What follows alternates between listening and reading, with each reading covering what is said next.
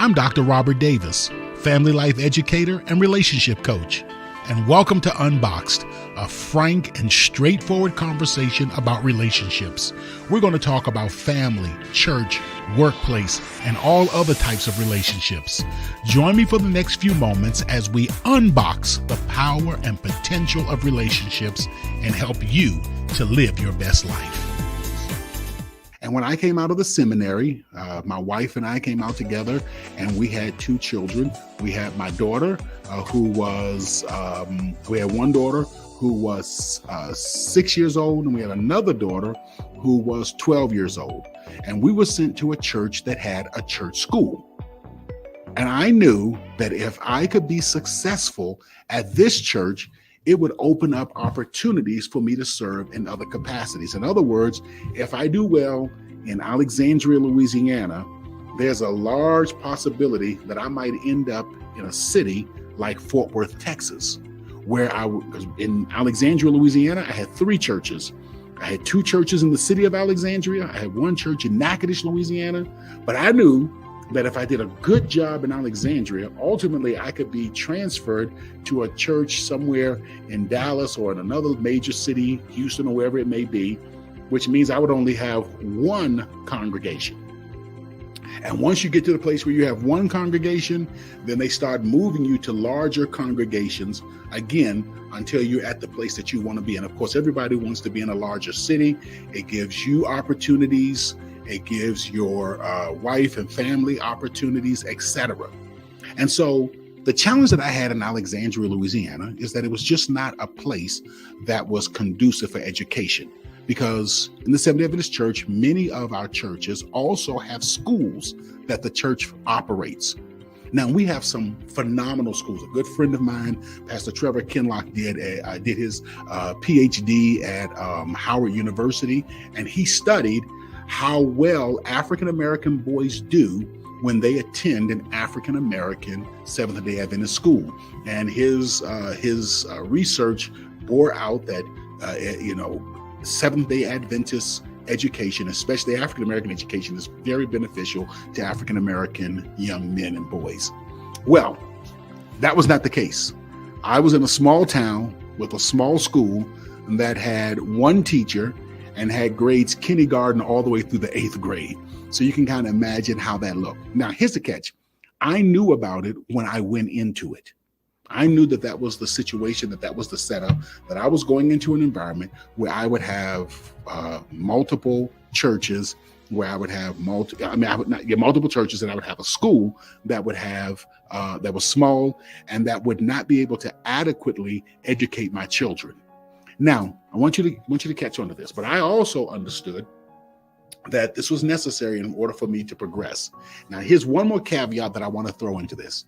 It is expected that if you are the pastor of a church, it only makes sense. If you're the pastor of a church and your church has a church school and you have children who are school age, that you will send your children to that church school. And it only makes sense because if you think about it, how in the world are you going to build up a school that you don't even think is good enough for your kids to attend?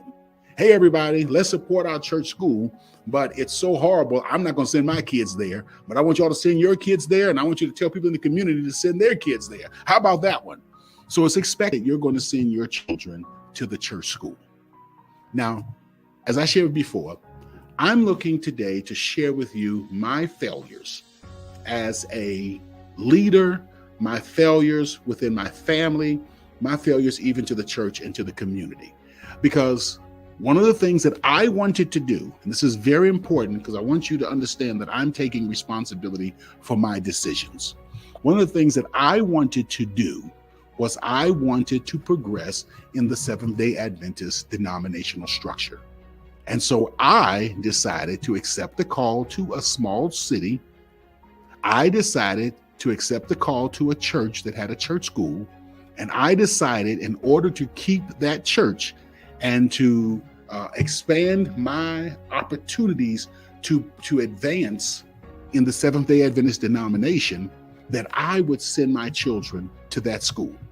And that school was not adequate, did not have the adequate resources to educate my children. So let me put it even simpler for you.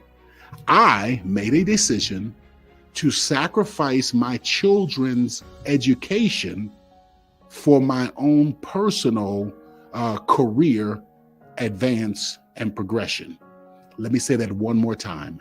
I made a decision to sacrifice, or at the least hinder, my children's academic advancement for my own personal career advancement.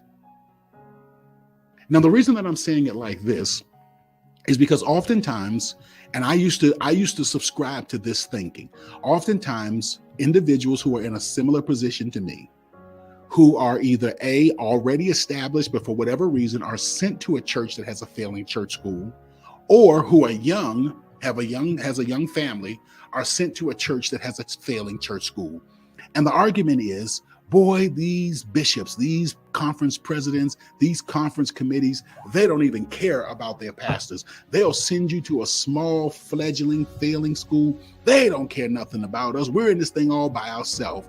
And so then, sending someone with small children to a small school that doesn't have the resources to adequately educate them is seen as a failure on the part of the conference president and the conference administration / conference committee.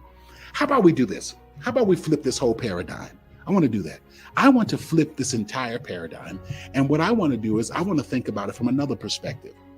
I want to think about it from this perspective. And today's going to be a longer broadcast. We're going to give it to you in two parts. So just bear with us. I want to share it to you from this perspective. What if I had developed a series of guiding principles for my life, my career, my family, and my children's education and future? What if I had said, I will not accept a job in...